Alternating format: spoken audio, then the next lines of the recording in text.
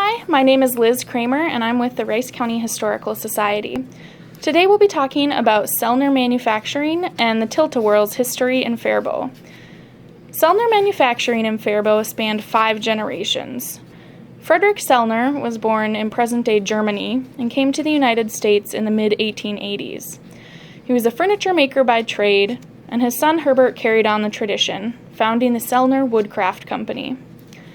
The company was sold to Peterson Art Company in 1914, and afterwards, Herbert and his brother Martin created the Ideal Lamp Manufacturing Company, which made lamps in addition to children's toys like cars, sleds, and tricycles.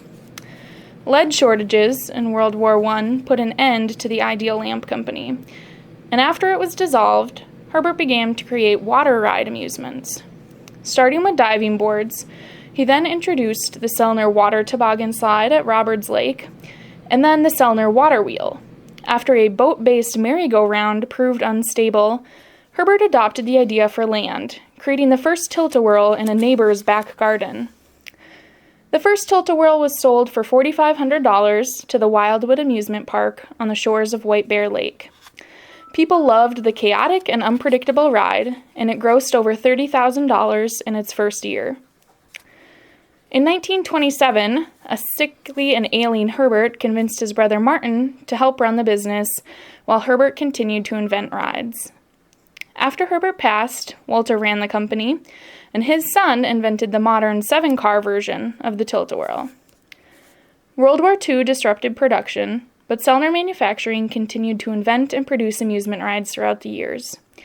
In the 70s and 80s, Bruce Sellner developed new rides such as Spin the Apple and Dizzy Dragons, as there was not a large new market for the long-lasting Tilt-a-Whirls. After Bruce passed away, his wife and daughter took over the company. They continued to invent rides throughout the 90s and early 2000s, but could not survive the economic dips following September 11th and Hurricane Katrina.